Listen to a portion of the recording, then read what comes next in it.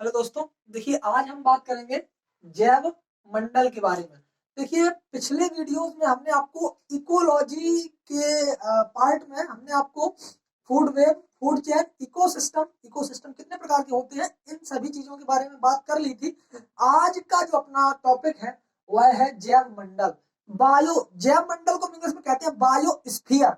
इसके बारे में हम बात करते हैं। देखिए पढ़ाई को लेकर, स्टडी को लेकर थोड़ा सीरियस हो जाइए, क्योंकि हो सकता है कि आपके पेपर एग्जाम आने वाले हैं और बहुत ही जल्द आपके एग्जाम करवा दिए जाए। तो थोड़ा सा सीरियस हो जाइए ताकि पेपर को देने में थोड़ी सहूलियत हो।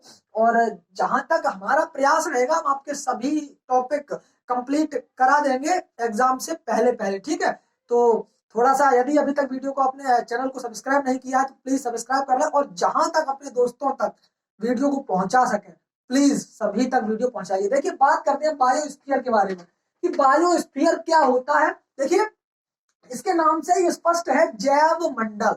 जैव का मतलब होता है बायो, लिविंग बींग्स, यानी कि जहां जहां जीव, बायो का मतलब होता है लिविंग बींग्स, और स्फीयर मतलब मंडल का मतलब होता है घर। एक तरीके से यूं कह लें कि मंडल, जैसे आपका ये तो हो गया जैव, ठीक है, ये हो गया आपका जैव, और जैव मंडल, जैव प्लस मंडल हो गया, ठीक है। अब मंडल का मतलब होता है घर, और जैव का मतलब आप यूं समझ लें जीव। तो जीवों का घर, किसका घर? जीवों का घर। अब जीवों का घर क्या है? यानी कि जहां जहां जीव क्या घर में क्या करते हैं, रहते हैं। जैसे कि हम लोग घर में रहते हैं, हम भी तो एक लिविंग बीइंग्स मतलब कि जीव हैं।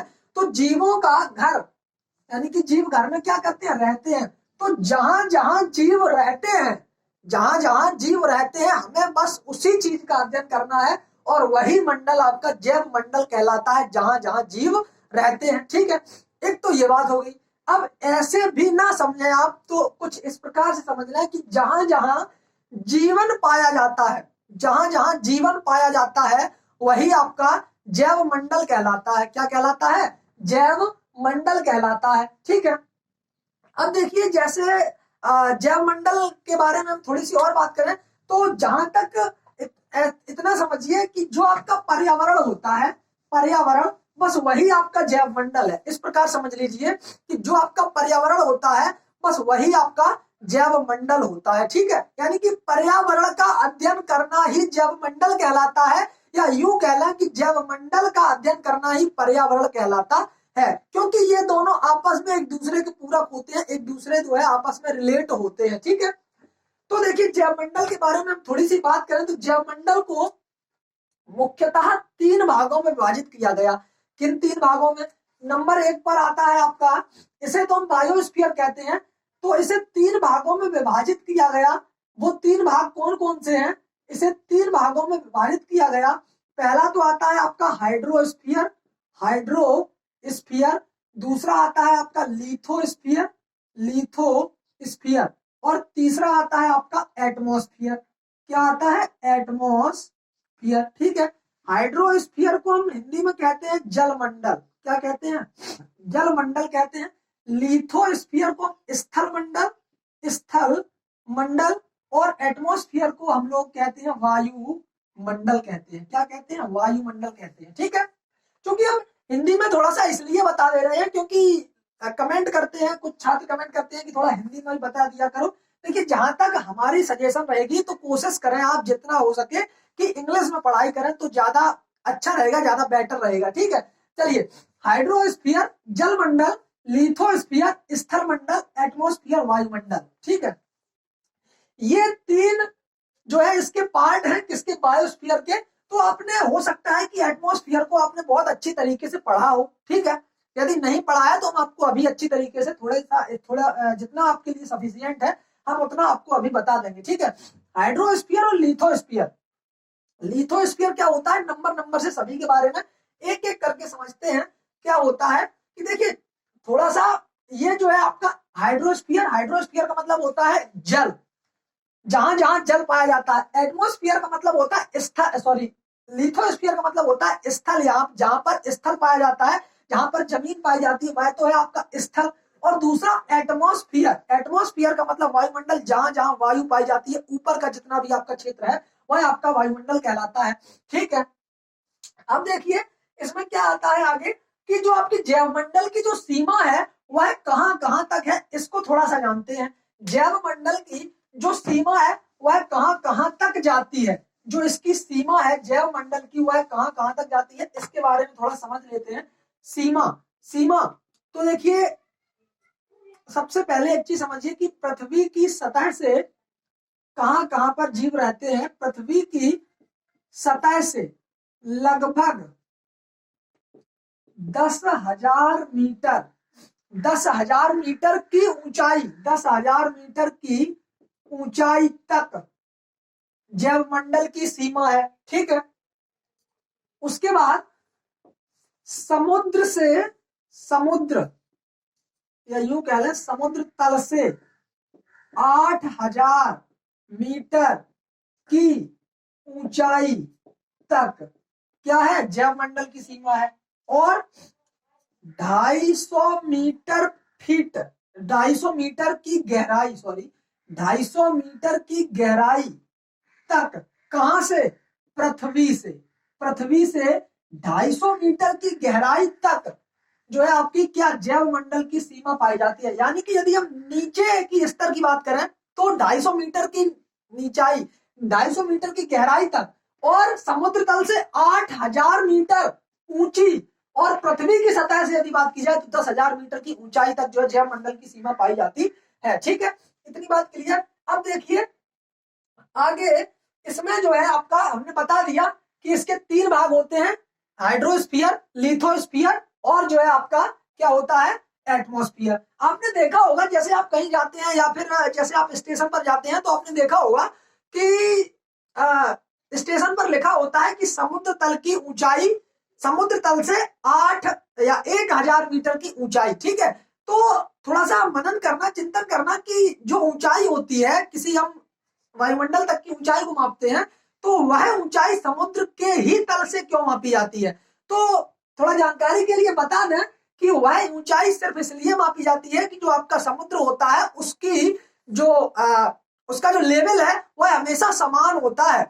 और हम यदि किसी धरातल से मापते हैं तो धरातल पर कहीं पर ऊंचाई होती है, कहीं पर गहराई होती है, कहीं ऊंचा नीचा हो सकता है, तो इसलिए एग्जैक्टली हम उसका पता नहीं लगा सकते हैं कि यह जो है कितनी ऊंचाई तक है। और जो आपके स्टेशन बनाए जाते हैं, स्टेशन बनाए जाते हैं वह वहां से समुद्र तल की ऊंचाई से मापे जाते हैं, तो उसी गहराई को लिखा जाता है। जैसे आपने किसी भी कल्टीवेशन को पढ़ा होगा, आप एग्रीकल्चर के यदि छात्र हैं तो अवश्य ही आप एग्रीकल्चर के छात्र होंगे, तो आपने कल्टीवेशन, यदि किसी कल्टीवेशन को पढ़ा है तो उसमें लिखा होता है कि इस कल्टीवेशन को हम समुद्र तल की इतनी ऊंचाई तक ग्रो कर सकते हैं, इसको कल्टीवेट कर सकते हैं, ठीक है। इतनी बात आप समझ गए। अब देखिए एक एक करके सभी मंडल के बारे में पढ़ते हैं। जैसे हमने आपको बताया जल मंडल, स्थल मंडल और वायुमंडल, ठीक है। तो नंबर से एक एक मंडल के बारे में हम बात करते हैं।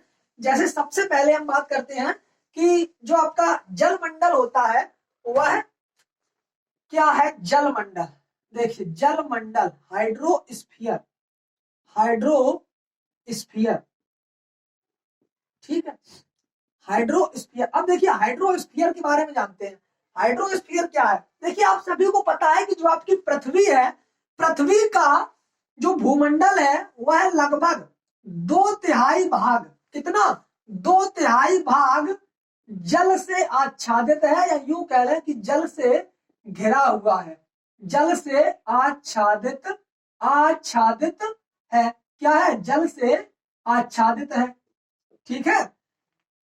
2/3 भाग आपका जल से आच्छादित है, ठीक है। अब 2/3 भाग का मतलब हुआ कि लगभग लगभग 2/3 भाग का मतलब हुआ कि जितनी भी आपकी पृथ्वी यानी कि जितना भी आपका भूमंडल पाया जाता है उसका सिर्फ और सिर्फ 2/3 भाग जल से घिरा हुआ है, जल से आच्छादित है। तो इस घिरे हुए भाग को ही हम क्या कहते हैं, जल मंडल, जल मंडल कहते हैं। जितना ये भाग जल से घिरा हुआ होता है, कभी आपने मैप देखा होगा, विश्व का मैप देखना, संसार का मैप देखना, वही एक ही बात। तो जो आपका वर्ल्ड मैप देखना, उसमें देखना, या फिर आपने ग्लोब देखा होगा उसमें देखना, आपको जो नीला नीला दिखाई देता है वह सभी आपका जल होता है। तो जितना भी आपको नीला नीला पोर्शन दिखाई देता है वह टोटल का टोटल जल होता है, और वही जो है 2/3 यानी कि 2/3 भाग जल से आच्छादित होता है हमारा कौन सा, पृथ्वी मंडल का, ठीक है। एक वैज्ञानिक थे जिनका नाम था क्रूमेल, एक वैज्ञानिक थे जिनका नाम था क्रूमेल। तो क्रूमेल के अनुसार उन्होंने थोड़ा सा इसके बारे में स्टडी की, तो उन्होंने बताया कि लगभग जो आपकी पृथ्वी है, पृथ्वी मंडल पर 70.8% यानी कि 70.8% भाग पर जल पाया जाता है, जल पाया जाता है।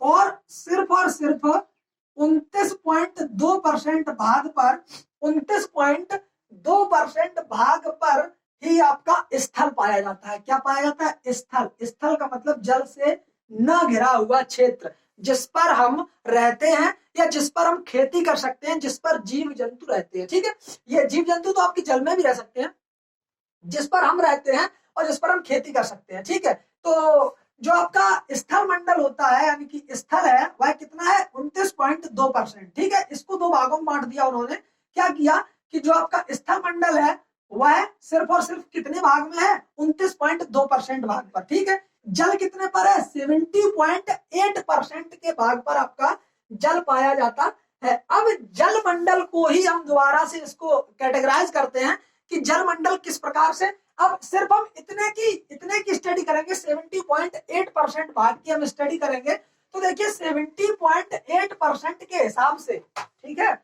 70.8% जलमंडल, ठीक है, वही है आपका जलमंडल। तो इसके हिसाब से जो आपका बटा हुआ है, इसमें भी आपके बटे हुए हैं। जैसे नंबर 1 पर आपका महासागर आता है, तो महासागर, इसका कुछ जल आपके महासागर में पाया जाता है।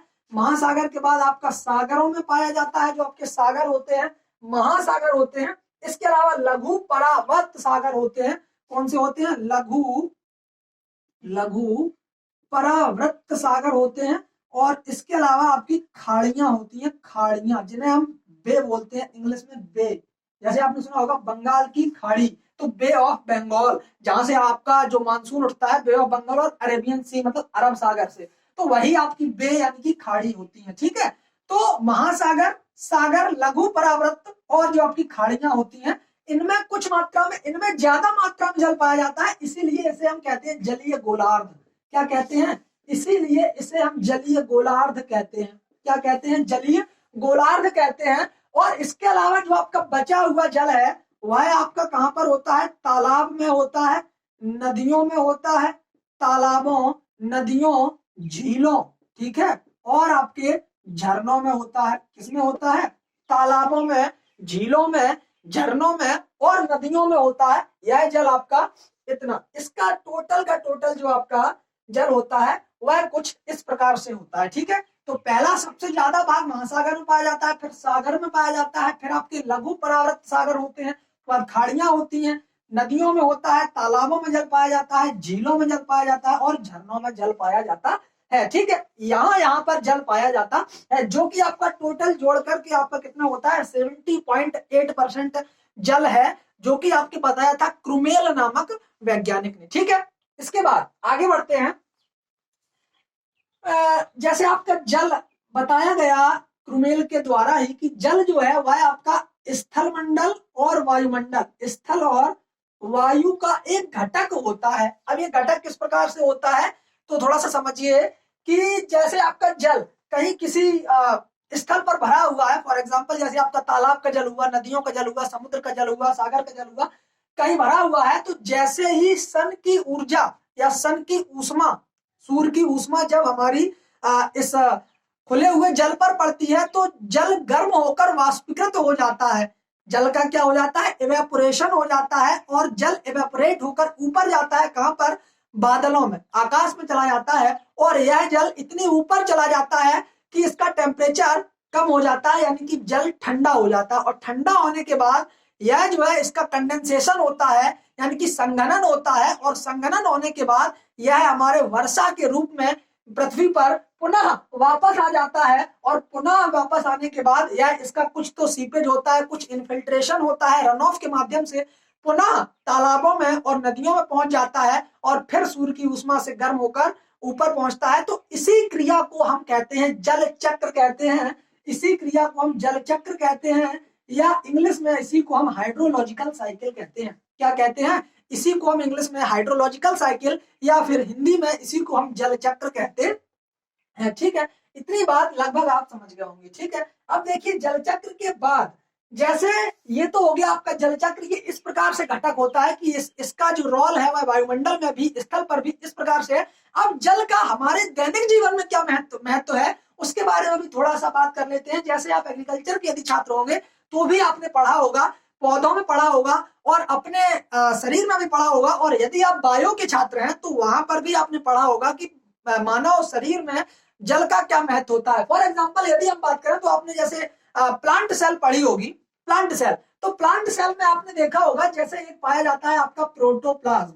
किसी भी सेल हो, फॉर एग्जाम्पल आपकी चाहे प्लांट सेल हो चाहे एनिमल सेल हो, यानी कि हिंदी में कहें तो जंतु कोशिका हो या पादप कोशिका हो, तो उसमें आपने एक भाग पढ़ा होगा प्रोटोप्लाज्म। प्रोटोप्लाज्म को हिंदी में कहते हैं जीव द्रव्य, जीव द्रव्य। तो यह इसका दैनिक जीवन में हमारा बहुत महत्व है, क्योंकि यह एक कोशिकांग होता है। कोशिकांग का मतलब यह एक कोशिका का अंग है। क्या है? यह एक कोशिका का अंग है जिसे जीवद्रव्य कहते हैं, और इसमें जीवद्रव्य में लगभग 80 से 85% जल पाया जाता है। क्या पाया जाता है? 80 से 85% तक जल पाया जाता है, जो कि हमारे दैनिक जीवन में बहुत महत्वपूर्ण होता है। ठीक है, और जल जहां जहां होता है, जैसे पौधों में होता है, तो पौधों में बिना जल के जीवन ही संभव नहीं है, कुछ इस प्रकार समझ लीजिए। ठीक है, और इसके कार्य के बारे में बात करें तो जल जो है अच्छा घोलक होता है। घोलक मतलब सॉल्वेंट होता है, किसी एक चीज को अपने आप में घोल लेता है। और उसके अलावा वाहक होता है। वाहक का मतलब होता है, वेक्टर कह लें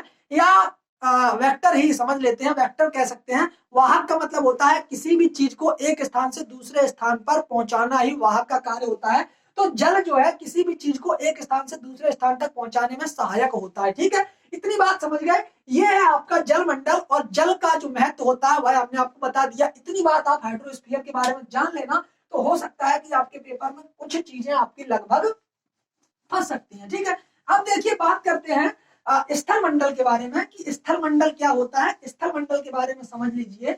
जो आपका स्थल मंडल होता है वह क्या होता है। देखिए स्थल मंडल, स्थल मंडल, स्थल मंडल, स्थल मंडल। ठीक है, अब देखिए स्थल मंडल में क्या है, इसे हम इंग्लिश में कहते हैं लिथोस्फीयर। लिथोस्फीयर, तो जो आपका लिथोस्फीयर है उसमें इसे हम चट्टान मंडल भी कहते हैं। क्या कहते हैं? इसे हम चट्टान मंडल भी कहते हैं, सॉरी चट्टान मंडल भी कहते हैं, क्योंकि इस पर चट्टानें पाई जाती हैं, इसलिए इसे चट्टान मंडल भी कहते हैं। इसके अलावा यह जो है पृथ्वी का सबसे ठोस भाग होता है। क्या होता है? पृथ्वी का सबसे ठोस भाग होता है। सबसे ठोस भाग है पृथ्वी का, सबसे ठोस भाग होता है कौन सा? स्थल मंडल।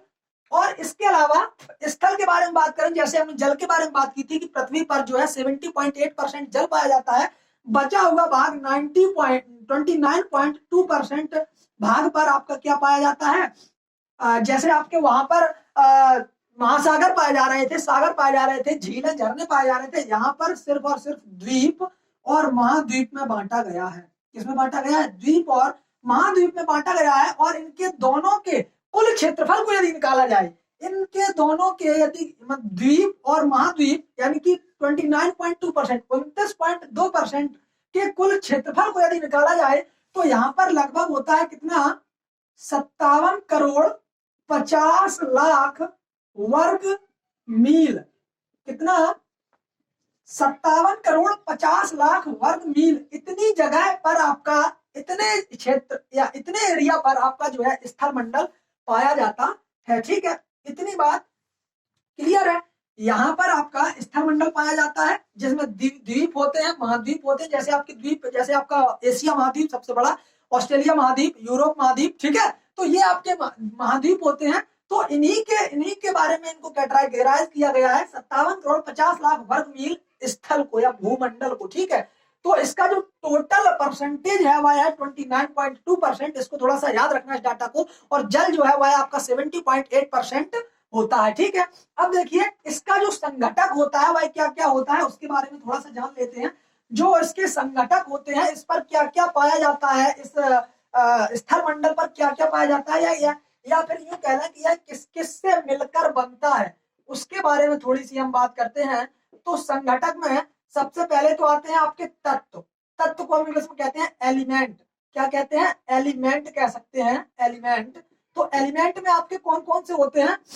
एन पी के, सी एच ओ, ठीक है, C H O, N P K, F E और एस या सिलिकॉन कह सकते हैं। तो ये जो आपके जितने भी तत्व होते हैं इनका जो है अच्छा योगदान होता है। तत्व भी पाए जाते हैं आपके स्तर पर। इसके अलावा खनिज पाए जाते हैं, खनिज। तो खनिज कौन कौन से होते हैं? जैसे आपका होता है फेल्सपर होता है, फेल्सपर होता है। इसके अलावा डोलोमाइट होता है, इलाइट होता है और हेमेटाइट होता है। डोलोमाइट, डोलोमाइट, इलाइट, इलाइट और हेमेटाइट होता है, ठीक है। फेल्सपर होता है, डोलोमाइट होता है, इलाइट होता है और हेमेटाइट होता है, ठीक है। इसके अलावा खनिज के अलावा सेल पाए जाते हैं। सेल का मतलब होता है चट्टाने या फिर रॉक्स कह लें इनको। तो जो आपकी सेल्स होती हैं उसमें आपकी आग्नेय चट्टान आती है, आग्नेय चट्टान आती है, अवसादी चट्टान आती है और अवसादी के बाद रूपांतरित कह लें या कायांतरित कह लें। तो रूपांतरित चट्टान या कायांतरित चट्टान, इंग्लिश की बात करें तो इसे हम इग्नियस रॉक कहते हैं, इसे हम मेटामॉर्फिक रॉक कहते हैं और इसे हम सेडिमेंट्री रॉक कहते हैं। सॉरी, मेटामॉर्फिक जो कायांतरित होती है और इसे हम सेडिमेंट्री कहते हैं, ठीक है। उसके बाद आपकी जो मृदाएं होती हैं, मृदा में आपकी पाई जाती है जलोढ़ मृदा। जलोढ़ क्या होती है? जलोढ़ मृदा, लेटराइट और दोमट। लेटराइट, लेटराइट और दोमट मृदा, ठीक है। इसके अलावा जो है आपका लघु स्तरीय स्वरूप में आपका जलोढ़ है, मैदान है, बालुका स्तूप है और दोमट है, ठीक है। इसको थोड़ा साफ कर देते हैं। लघु स्तरीय स्वरूप, लघु स्तरीय स्वरूप में क्या क्या आता है? लघु स्तरीय स्वरूप में आपका जलोढ़ आता है, जलोढ़, जलोढ़। इसके अलावा मैदान, बालुका स्तूप और डेल्टा। मैदान, बालुका स्तूप, बालुका स्तूप और डेल्टा आता है, ठीक है। इसके अलावा मध्य स्तरीय, मध्य स्तरीय स्वरूप, मध्य स्तरीय स्वरूप में क्या क्या आता है? तो मध्य स्तरीय स्वरूप में पर्वत, पठार, मैदान और घाटी। पर्वत, पठार, मैदान और आपकी घाटी आती है, ठीक है। इसके अलावा वृहत में आपके सिर्फ और सिर्फ महाद्वीप आते हैं। क्या आते हैं?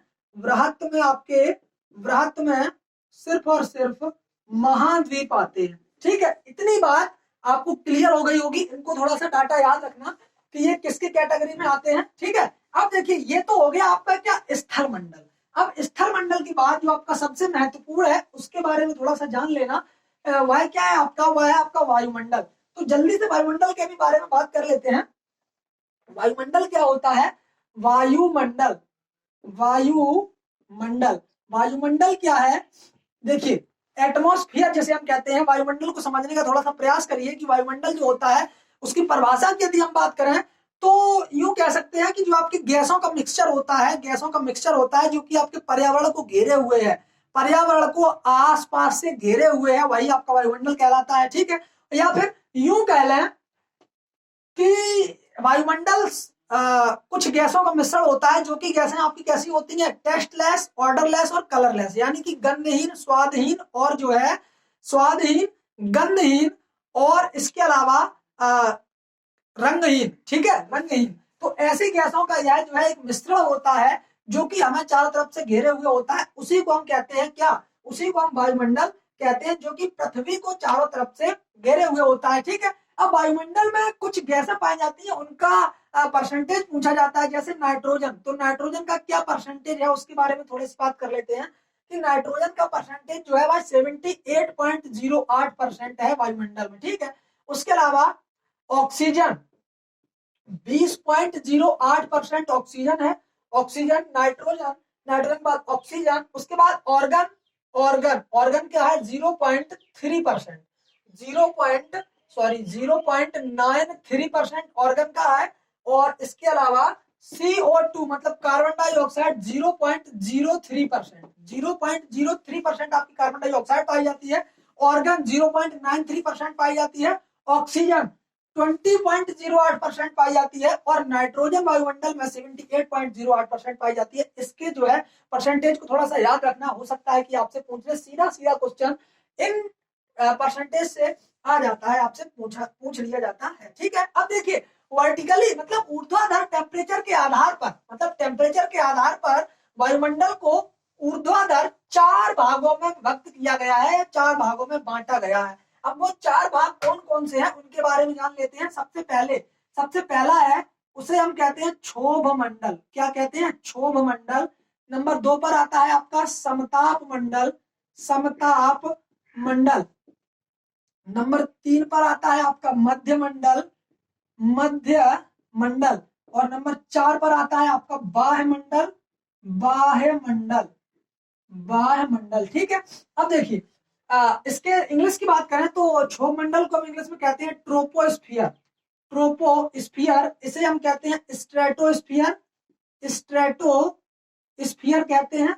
और इसे हम मीजोस्फियर कहते हैं, मीजोस्फियर कहते हैं। और इसे हम एक्सोस्फियर कहते हैं, एक्सोस्फियर कह सकते हैं, या फिर इसी को हम थर्मोस्फियर भी कहते हैं। ठीक है, अब देखिए थोड़ा समझते हैं इन सभी चीजों के बारे में कि जो आपकी पहली सबसे पृथ्वी के सतह से जो सबसे नीचे वाली लेयर होती है, ये वाली जो आपकी नीचे वाली लेयर होती है उसे हम कहते हैं क्षोभ मंडल। जो आपकी सीधा सीधा आप समझ रहे हैं कि जो आपका क्षोभ मंडल होता है वह आपकी सबसे निचली परत होती है। क्या होती है? सबसे निचली परत होती है। ठीक है, और इसकी जो ऊंचाई होती है वह 8 से 18 किलोमीटर तक पाई जाती है। कहां तक पाई जाती है? यह जो है 8 से 18 किलोमीटर की ऊंचाई तक पाई जाती है। पृथ्वी की सतह से 8 से 18 किलोमीटर की ऊंचाई तक क्षोभ मंडल की परत पाई जाती है। ठीक है, उसके बाद इसका जो टेम्परेचर होता है वह 6.5 डिग्री सेंटीग्रेड के हिसाब से, जैसे ही आप ऊंचाई पर बढ़ते जाएंगे उसी हिसाब से पर किलोमीटर, प्रति किलोमीटर ऊंचाई के हिसाब से इसका टेम्परेचर घटता है। टेम्परेचर क्या होता है? घटता है।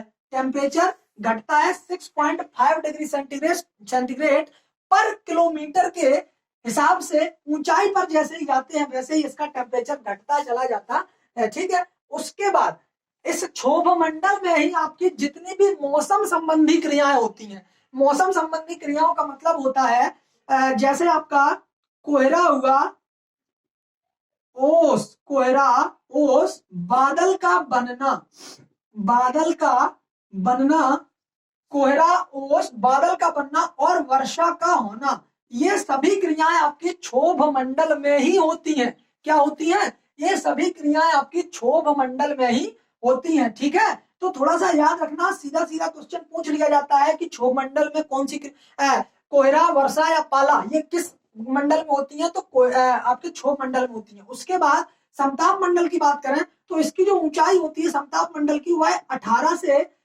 से 50 किलोमीटर की ऊंचाई तक क्षोभ मंडल समताप मंडल पाया जाता है। इसे स्ट्रेटोस्फीयर कहते हैं। और समताप मंडल में तापमान हमेशा निश्चित होता है, तापमान घटता और बढ़ता नहीं है, तापमान घटता बढ़ता नहीं है। ठीक है, इसके अलावा 33 किलोमीटर की ऊंचाई पर, 33 किलोमीटर की ऊंचाई पर इसमें जो है ओजोन की लेयर और पाई जाती है। ओजोन की लेयर मतलब O3 की लेयर पाई जाती है। तो जिसके कारण O3 की लेयर पाई जाती है, जिसके कारण जो आपकी सूर्य से आने वाली पराबैंगनी किरणें होती हैं उससे हमारी सुरक्षा होती है। ठीक है, मध्य मंडल के बारे में बात करें तो यह जो है 50 से 80 किलोमीटर की ऊंचाई तक पाई जाती है मध्य मंडल। और यह जो है आपकी मध्य मंडल समताप मंडल जो है सबसे गर्म मंडल भी माना जाता है, सबसे गर्म मंडल माना जाता है। कौन सा? समताप मंडल। ठीक है, इसके अलावा जो आपका मध्य मंडल होता है उसकी ऊंचाई 80 किलोमीटर तक होती है, 80 किलोमीटर तक होती है। और यह जो है ठंडा क्षेत्र माना जाता है। कौन सा, कैसा क्षेत्र माना जाता है? ठंडा क्षेत्र माना जाता है। ठीक है, और इसके अलावा ठंडा क्षेत्र माना जाता है। ऊंचाई के साथ जो ताप होता है वह ऊंचाई के साथ घटता है। तो जैसे ही आप ऊंचाई पर जाते जाएंगे वैसे ही ताप जो होता है वह घटता चला जाता है, ठीक है। उसके अलावा जो आपका वायुमंडल होता है वह इसकी ऊंचाई 80 किलोमीटर से 1600 किलोमीटर तक होती है, ठीक है। तो यह तो आपका वायुमंडल हो गया। और यहीं पर यदि हम बात करें 80 से 300 किलोमीटर पर, 300 किलोमीटर पर आयनोस्फीयर पाया जाता है। आयनोस्फीयर क्या होता है? जो आपका आयन मंडल होता है। आयन मंडल का मतलब हुआ कि जैसे आपके जितने भी रेडियो एक्टिव किरणें होती हैं वह जो है आपकी वायुमंडल में ही होती हैं। कहां पर होती हैं? वायुमंडल या आयन मंडल में ही होती हैं। और जो सबसे ऊंचा वाला मंडल होता है वह आपका कौन सा होता है? वायुमंडल होता है, ठीक है। तो ऊंचाई के साथ साथ तापमान में वृद्धि होती है। इस मंडल में ऊंचाई के साथ साथ तापमान में वृद्धि होती है। तो यह हो गया आपका पूरा का पूरा वायु मंडल, ठीक है। तो इसके बारे में आप पूरा का पूरा नोट्स बना लेना। और ये हो गया आपका पूरा का पूरा जैव मंडल। जैव मंडल में आपके 3 भाग थे, हाइड्रोस्फीयर, लिथोस्फीयर और एटमॉस्फेयर। इन सभी चीजों के बारे में हमने आपको अच्छी सी जानकारी प्रोवाइड करा दी। इसी को देख करके आप अपना पूरा नोट बना सकते हैं। नोट्स बनाते रहिए और ज्यादा से ज्यादा वीडियो को शेयर कीजिए। और आपका टॉपिक कंप्लीट हुआ। इसके बारे में अब आपसे अगला टॉपिक जो भी होगा उसके बारे में आपको जल्द से जल्द वीडियो प्रोवाइड कराएंगे, जल्द से जल्द, ताकि आपका पेपर से पहले पहले सिलेबस कंप्लीट हो सके, ठीक है।